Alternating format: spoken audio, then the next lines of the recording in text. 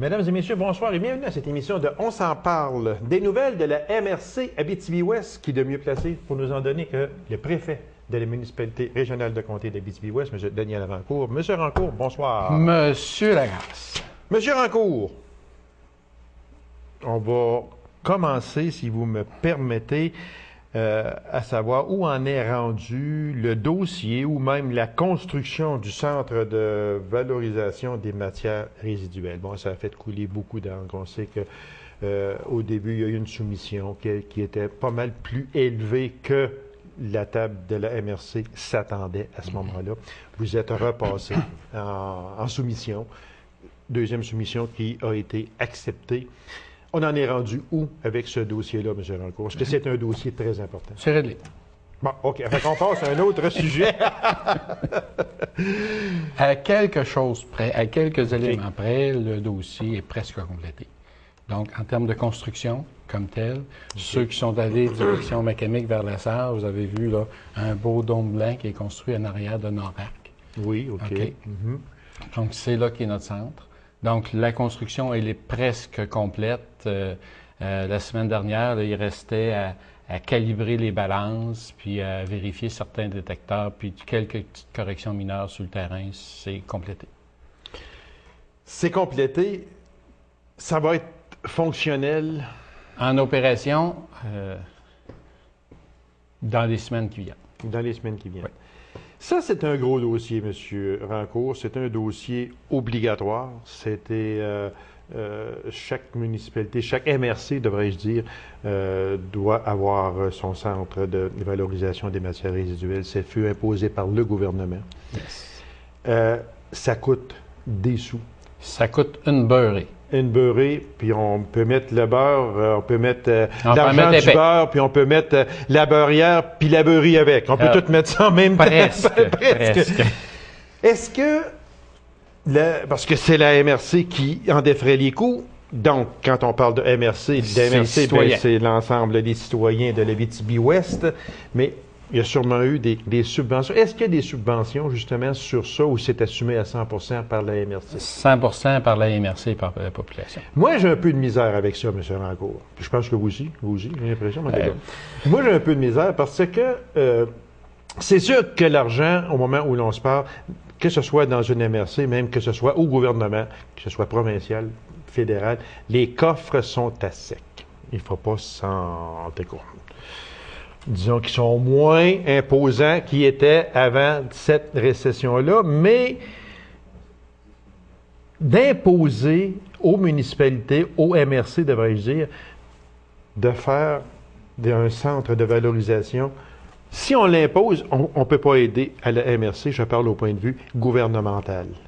Vous avez sûrement essayé de... Écoutez, c'est un centre de discussion qui a été amené, mais il faut penser que la matière résiduelle, c'est pas un dossier qui date d'hier. Ah non, ça fait des années que ça existe. Et il faut penser aussi que les élus municipaux du territoire ont pris la situation, à notre point de vue, la plus économique qui existe. Parce qu'il faut penser que au niveau d'Abitibi-Ouest, on est à peu près 21 000 habitants. En passant, j'ai appris cette semaine que pour une première année depuis peut-être 20 ans, la population d'Abitibi-Ouest s'est stabilisée. OK. Antérieurement, on était tout le temps toujours en perte. Okay. Et pour la première fois depuis peut-être une vingtaine d'années, on a eu 90 personnes de plus que l'année précédente. Donc ça, c'est une bonne nouvelle. Qui est dû à quoi, en passant? Il y a un paquet d'éléments qui entrent en ligne de compte. Puis moi, un des éléments que je trouve qui pointe à l'horizon, c'est peut-être le retour de nos jeunes. OK. Donc, c'est un des facteurs. Oui, ce qui est très important. Oui. Les racines sont là. Puis je pense que maintenant, on peut aller explorer ailleurs. Mais maintenant, on dit ailleurs, c'est peut-être pas mieux que chez nous. Puis on revient chez nous. Toujours est-il que on dit, il faut regarder 21 000 de population, c'est quel investissement on va faire pour gérer nos matières résiduelles. On a vérifié la possibilité, est-ce qu'on pourrait faire un LET? Donc, faire un centre comme Amos actuellement en ont un, comme Val-d'Or en ont un, comme Rouen privé en ont un presque, il reste encore certains détails à régler. Et lorsqu'on a fait faire des études là-dessus par des firmes spécialisées, ils nous ont dit, écoutez, là, lancez-vous pas dans des affaires qui vont coûter 20-25 millions par année d'investissement pour 21 000 de population. Ça n'a pas de bon sens. Parce qu'un LET, c'est un lieu d'enfouissement, c'est le T qui me manque? Territorial. Territorial, OK, c'est bon. OK. Donc, ça n'a pas de sens. Puis là, il y a des normes, ça n'a pas d'allure de la manière que ça fonctionne. Pour les centres, ça peut en avoir, mais pour les régions comme les nôtres, ça n'en a pas de bon sens. Okay. En tout cas, à notre point de vue, à nous autres. Donc, on a dit, au lieu de faire un centre pour enfouir, ce qui va nous coûter une fortune, on va profiter des voisins, puis on va enfouir chez le voisin. Il y a un élément qui peut entrer en ligne de compte sur lequel vous et moi, on a un pouvoir, mais chez nous. C'est de quelle manière je vais récupérer, puis de qu'est-ce que je vais faire avec mon herbe, puis qu'est-ce que je vais faire pour empêcher la matière d'aller au centre d'enfouissement, d'aller en récupération. Et le secret va être là. Est-ce que nos citoyens comme nous et moi, vous et moi, là, est-ce qu'on va prendre la décision de dire je vais m'organiser, moi, pour que ça coûte moins cher? Et on a des moyens à faire. C'est sûr qu'il y a des moyens. Si juste on ouvrait une parenthèse, M. Rancourt, on sait qu'à Mécamic, on est, en parenthèse, choyé d'avoir un site d'enfouissement. C'est ça, exactement. Est-ce que il pourrait fermer suite parce que c'est avantageux là, pour nous autres. C'est avantageux, puis on met je souhaite dans nos sacs nos résidus de pelouse. On a une clé qui nous a été louée. Bon, on va porter ça là, on revient chez nous, on est libéré, on est tranquille. Voilà. Je pense que les gens ont commencé à comprendre aussi. Et il était temps que ce n'est pas un lieu d'aller mettre des vieux pneus et des vieilles batteries. Là. Je pense qu'on en voit de moins en moins. Puis, ou des sécheuses, puis des laveuses, puis des choses comme ça. On en voit beaucoup moins. C'est sûr. Et c'est souhaitable. Ben oui, c'est sûr, parce qu'on est chanceux d'avoir ça, parce que imaginez-vous, on ne l'a pas, ça. On fait quoi, M. Rancourt? Vous m'avez dit, vous enlevez votre sac, puis vous laissez, parce que c'est de l'engrais. Mais quand il y en a, là, épais comme ça, là, on est fiers, hein? On est fiers. Tout le monde est fier. Parce que moi, je me dis toujours qu'une propriété, on voit l'intérieur par l'extérieur. Quand c'est pas propre à l'extérieur, c'est pas sûr que c'est propre à l'intérieur, dans tous les cas. C'est un peu... C'est une hypothèse? Oui, c'est ça. Fait que si on ramasse ça au petit râteau, on dit, regarde, ma pelouse, il reste des résidus beaucoup, je vais ramasser ça. La particularité, M. Lacasse, c'est qu'il faut penser, de plus en plus, on vend des tondeuses qui sont déchiqueteuses. Oui. OK? La seule problématique de ces engins-là ou ces machines-là, il faut passer, mais il faut que l'herbe soit très courte. Donc, il faut passer très, très souvent. Si vous passez, là, dans la période d'été, vous passez aux 2 jours, là, vous n'aurez pas d'accumulation. Ah, c'est sûr. Ça, c'est certain. Sauf que vous et moi, on n'a pas nécessairement le temps. Ah, non, nous autres, on n'a pas le temps. De passer continuellement en arrière de la tondeuse. Non, on n'a pas le temps. Et c'est le problème qu'on a. Par contre, pour revenir à la question que vous posiez au départ, est-ce que des équipements ou des espaces comme nous, on a, est-ce que c'est possible que ça se maintienne? Oui, c'est possible. À la condition que les gens fassent attention, puis qu'ils n'aillent pas le polluer. C'est ça. C'est dans ce sens-là. Puis j'ai l'impression qu'il y a plusieurs municipalités autour qui vont prendre ce modèle-là pour être capables de diminuer les quantités de matière qui vont être à enfouir. Et c'est un des moyens simples de le faire. Là. Oui, c'est pas compliqué, cette affaire-là. Là. Okay. C'est très simple. Alors, on revient sur le début. Non, mais je suis content qu'on ait parlé de ça parce qu'on est une des rares villes à avoir un site. Il y en a quelques-unes au niveau de l'habitabilité des médicaments qui sont équipés comme ça. OK. Alors, gardons le nôtre, s'il vous plaît. OK, on était rendu là avec une possibilité de peut-être d'avoir une subvention gouvernementale pour ça, mais ça n'a pas... Oublions ça. Okay. Ce qui est dans la mire du gouvernement actuel puis du ministère de l'Environnement, c'est les industries qui produisent ces matières qui sont, je dirais, à enfouir. C'est de mettre une taxe pour qu'eux autres puissent le récupérer. Un peu sur le principe de la consigne de la canette de bière ou de la canette de liqueur ou de la bouteille. Là. C'est ce principe-là qu'ils veulent mettre en place. Et lorsque ce principe-là va être mis en place, bien l'argent qui va servir, qui va être récupéré et va être redistribué aux centres qui font la gestion de ces choses-là. Okay. Sauf que vous comprenez que ce n'est pas nécessairement demain la veille. Non, absolument pas. Mais non, c'est sûr. Sauf que c'est vers ça qu'actuellement les orientations s'en vont. Fait que là, ça veut dire que quelque chose comme 2,2 millions, là, je pense que ça a coûté, ou à peu près. À peu près, oui. C'est entièrement payé par la MRC, qui veut dire par les municipalités d'Abitibi-Ouest. C'est un règlement d'emprunt sur 20 ans, etc., tel que vous connaissez bien. Moi, j'aimerais ça qu'on aille avec les éléments parce qu'à l'intérieur de ce centre de valorisation des matières résiduelles, il y a des éléments à l'intérieur de ça qui, entre autres, juste le centre de transportement, transborder dans les grandes remorques des matières résiduelles. C'est quoi, M. Rancourt? Donc, on comprend que... C'est toujours à la même place. C'est toujours à la même place. OK. Lorsque le camion de vidange, puis la première année jusqu'au printemps, là, on s'occupe seulement des matières à enfouir. OK? On ne parle pas de la récupération encore. Sauf qu'on a fait un dôme, alors à l'intérieur duquel le camion de Macamic ou de Palmarol ou de la Sarre va aller se vider. Et vous comprenez que lorsqu'on se promène avec un camion qui a 9 verges à l'intérieur d'une boîte, c'est pas la même chose que si on se promène avec un 30 verges. Ah, absolument pas.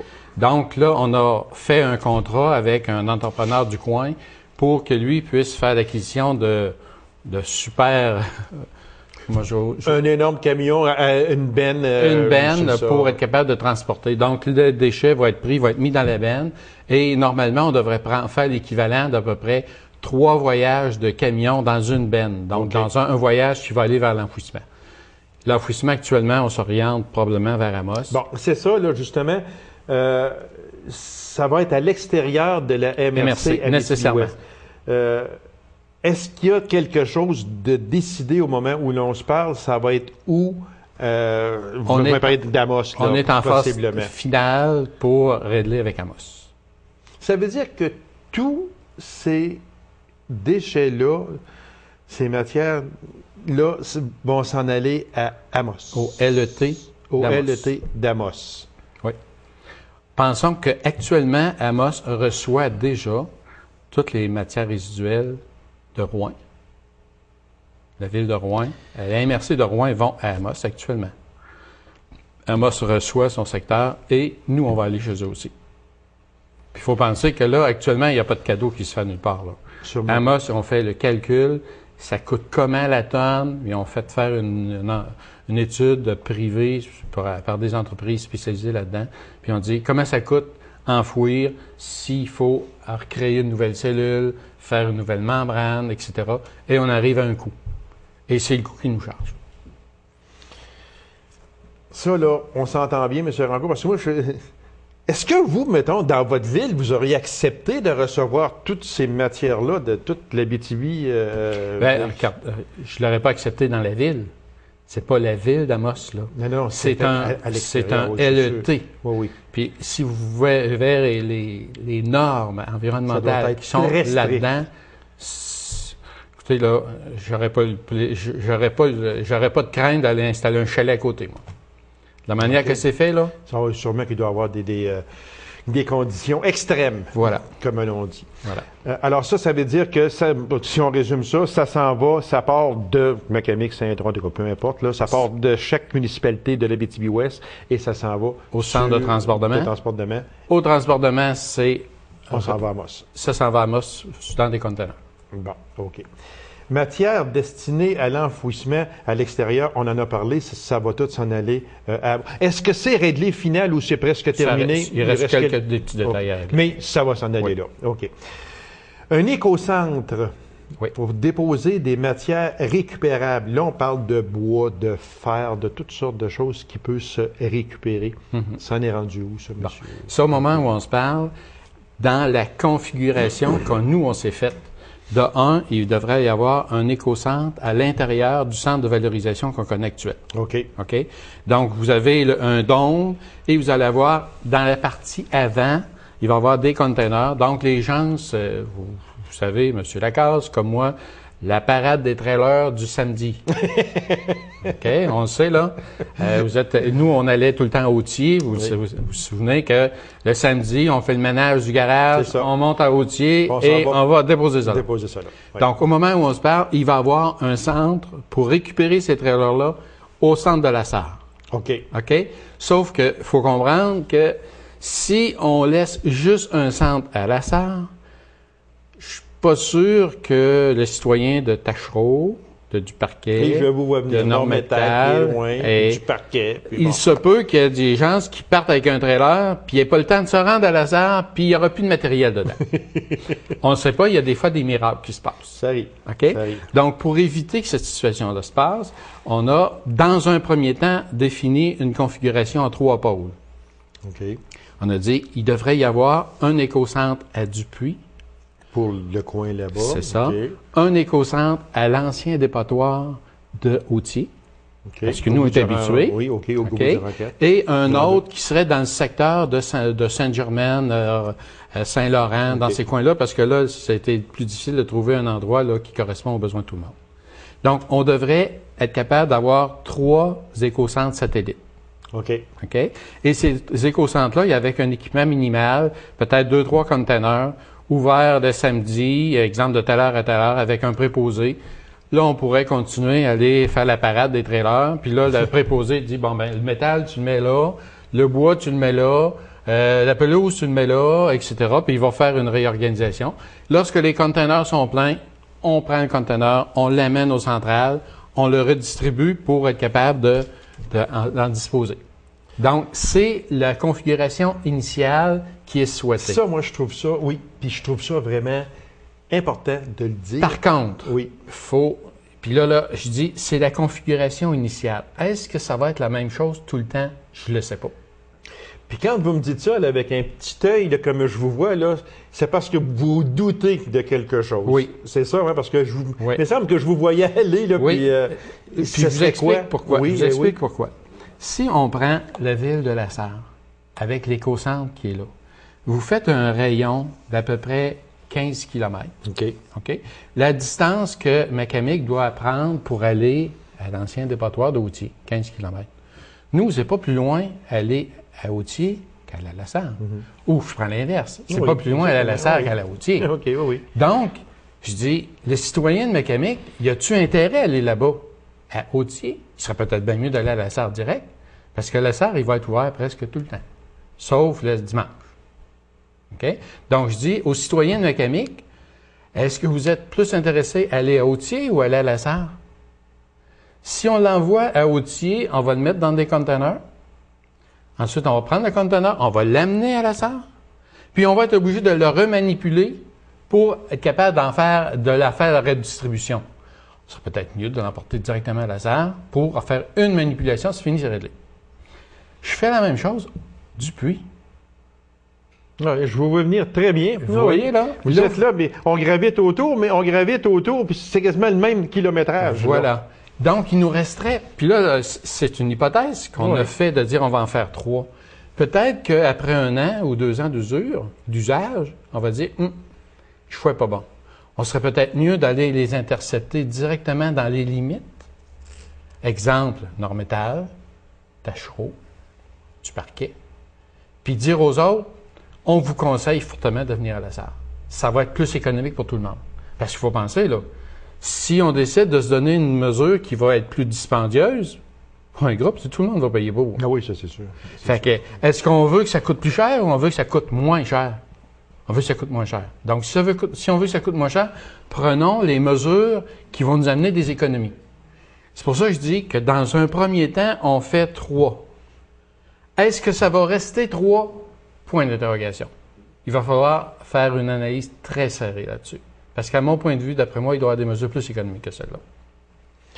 Là, je vais vous poser une question, M. Rancourt, puis vous allez la trouver drôle. Vas-y. Je suis certain. Mais je me mets dans la peau du simple citoyen qui, lui, est obligé d'aller porter ces matières-là à la Sarre. Okay. Là, vous allez rire, probablement. Mais ça fait rien. Elle se pose la question. Oh oui. Quand on sait que, je dirais 80 75 à 80 des gens qui ont, appelons ça pour que tout le monde comprenne, un trailer, OK? Oui. On met ça sur notre véhicule, on remplit ça, puis on s'en va à la salle. Moi, si j'ai le choix, je vais te demander à Autier. Parce que, comme je vous disais, à 75 à 80 les trailers, des fois, ne sont pas tellement conformes. La chaîne n'est pas tout à fait assez longue, on la met pas. Tu sais, là, on s'en va, là, on est borderline, comme on dit, au point de vue de sécurité. OK? Il y a des polices sur le chemin de la Sarre, beaucoup plus qu'il y en a sur le chemin de Autier. Moi, si vous me donnez le choix, je vais aller à Autier parce que je n'irai pas sur le chemin de la Sarre. Ça veut dire que ou je vais faire arranger mon trailer comme il faut. Moi, c'est le conseil que j'avais à vous donner.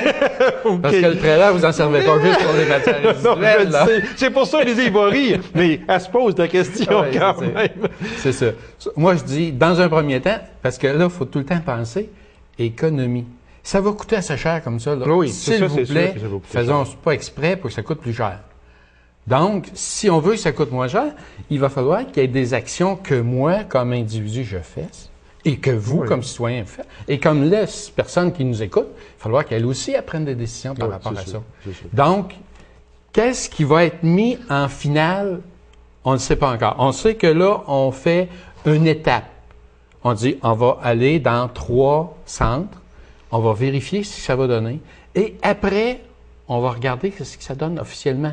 Parce que je suis pas sûr, moi, si, exemple, demain matin, j'ai le choix entre, je suis en ville ici, là, j'ai le choix entre aller à Autier et à La Sarre, je suis pas sûr, moi, que j'irai pas à La Sarre. Je vais dire à ma blonde, ben, regarde, là, je vais aller au centre, il va y avoir un espace, je vais mettre mon petit trailer là, on va aller magasiner, on va revenir après. Oui, c'est une manière. C'est une manière différente de faire les choses, et il faut penser de faire les choses différemment. Monsieur Rancourt, est-ce que c'est sûr que c'est dû à ça, probablement, parce que on a fait plusieurs émissions ensemble, dont une, entre autres, vous avez dit, les taxes sur les vidanges n'ont pas fini de monter. Ça, c'est clair. La taxe a déjà monté, et vous m'avez dit, elle va encore monter beaucoup, beaucoup. C'est tout dû à ça. C'est ça. Exactement. Ça veut dire que tout le monde paye après. On est des super consommateurs et il y a un prix à payer pour ça. C'est plate, c'est triste, mais c'est une réalité. Il y a aussi les matières valorisables et réutilisables. Matières recyclables. Recyclables, bon. C'est ça exactement. Actuellement, des meubles usagés, des jouets, tout ça, des choses comme ça. Cette partie-là, on va parler, quand vous parlez des matières réutilisables, là, donc c'est des meubles qui peuvent avoir une deuxième vie. Une deuxième vie, c'est ça. Oui. Donc, dans les 4 écocentres, il devrait avoir une petite cabane, excusez l'expression, là, pour être capable de recueillir ces équipements-là ou ces articles-là pour qu'on puisse être capable de mettre en place une ressourcerie sur le territoire. Okay. Donc, actuellement, il y a un projet qui est sur le territoire de dire on va avoir une organisation qui va ramasser ces matières-là et qui va essayer de les recycler, de les remettre dans le cycle de consommation. Donc, ça, actuellement, c'est en projet. Exemple, à La Sarre, vous avez le gros dôme, vous avez un petit dôme à côté. Je ne sais pas si vous avez pas remarqué. Le petit dôme, c'est pour ça. OK. Donc, pour donner une deuxième vie. Voilà. Vous arrivez avec un téléviseur, puis il fonctionne encore. Ben, on va le vérifier, puis vous passez là, tu dis, puis il a l'air réparé, il fonctionne bien. On donne 25 $ ou 10 $, puis on part avec. Au moment où l'on se parle encore, M. Rancourt, c'est que tout ça qui va être mis en œuvre très bientôt, pour le simple commun des mortels, qu'il soit à Palmarol, qu'il soit à Tachereau, à Macamic, à La Sarre, rien ne change pour l'instant. Non. C'est juste les endroits qui ne seront plus les mêmes. C'est le cueilleur qui va faire la différence. Et la différence va arriver sur votre compte de texte l'année prochaine. C'est ça que je partais pour dire, parce que c'est lui qui coûte cher. Hein? C'est clair et net. Oui. Bon, M. Rancourt, ça n'a quasiment pas de bon sens. Il ne reste plus de temps, quasiment. Mais on voulait parler de schéma de couverture. Mais il y a une chose, par exemple, que je vais vous donner la parole, M. Rancourt. Cette émission-là passe le 28 octobre et en rediffusion le dimanche également. Puis le dimanche, c'est la journée de votation des élections municipales. Incitez donc les gens à aller voter à la place qu'on soit 25-30 pour aller voter. Bien, écoutez, je pense que lorsqu'on regarde passer des dépenses, comme on a parlé depuis à peu près 20-25 minutes, vous vous rendez compte que le monde municipal, il a un rôle important à jouer dans notre quotidien. Donc, laissez pas ça aux mains de n'importe qui. Prenez la peine de choisir la personne à qui vous confiez ce mandat-là. Et pour ce faire, vous devez aller voter. Fait que moi, j'incite tous les citoyens d'Abitibi-Ouest, dimanche le 1er, de prendre une demi-heure dans leur journée pour exercer leur pouvoir de citoyen. Je ne sais pas s'il y en a qui se rendent compte, mais dans le monde, il y a bien des pays que ça n'a pas ce pouvoir. Oui, exactement. On n'a pas Où on y va, puis il y a une AK-47 d'installer sur le bord de la porte. Là. Voilà. Ça, c'est moins drôle. Donc, je dis, indépendamment de nos allégeances politiques, on a tout intérêt à choisir les gens que l'on croit les mieux placés pour prendre les décisions éclairées à notre place. Oui, puis ça, je suis content que vous en parliez, M. Rancourt, parce que là, on vient de parler d'un gros dossier là, de matières résiduelles, mais il y a d'autres gros dossiers qui s'en viennent. Le dossier de l'eau des rivières, etc. Là, on va en parler. Ça fait 2 émissions qu'on est supposé en parler, mais on n'a pas le temps. Vous jasez trop, M. Rancourt. Vous posez trop de questions, un ou l'autre. Et voilà. On se tire la balle de même. Nous autres, on a du plaisir, mais dans le sens très sérieux, oui, il y a des gros dossiers qui s'en viennent encore à la MRC d'Abitibi-Ouest. Puis je suis d'accord avec vous quand vous dites que les gens doivent aller voter. Peu importe pour qui, là. On s'en fout carrément. Mais allez voter pour élire des personnes que vous jugez aptes à être solides pour transporter ces dossiers-là à la MRC. Exactement. C'est ça qui est important. Ouais. L'eau intrant, il reste 1 minute, M. Rancourt. Bon, vous savez, la situation économique du bois actuellement, on le sait, là, le prix du bois actuellement, il est presque à terre, c'est le moins qu'on puisse dire. Donc, lorsqu'on parle des lots intramunicipaux, on sait que les lots intramunicipaux, le bois qui est bûché là-dedans sert à alimenter un fonds qui appartient à l'ensemble des municipalités sur lequel on peut puiser de l'argent pour monter des projets. Si on pense que le bois se vend pas ou très peu, donc, il rentre moins d'argent dans le fond, puis il rentre moins d'argent dans le fond, donc moins de projets qui vont se développer. C'est ça, donc, c'est tous des facteurs qu'il faut tenir compte. Et ça, je veux revenir lors d'une prochaine rencontre pour expliquer davantage. Oui, puis il faut revenir aussi sur le projet de l'eau. En tout cas, on a beaucoup de dossiers encore. On a trop de sujets à la MRC. Oui, puis il y avait le schéma de couverture aussi que l'on voulait parler, qu'on va remettre à une autre émission début janvier. Lorsqu'on va en reparler, il devrait être finalisé. Il va être finalisé à ce moment-là.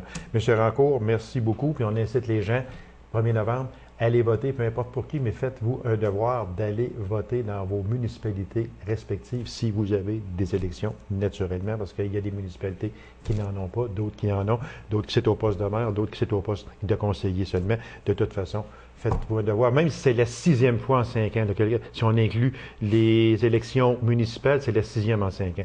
Fait qu'on commence à être habitué de faire des X. Merci beaucoup, M. Rancourt, et à la prochaine. À la prochaine. Merci bien. Alors, mesdames et messieurs, merci d'avoir été là. Et on se donne rendez-vous à une prochaine émission. Alors, on s'en parle. Au revoir.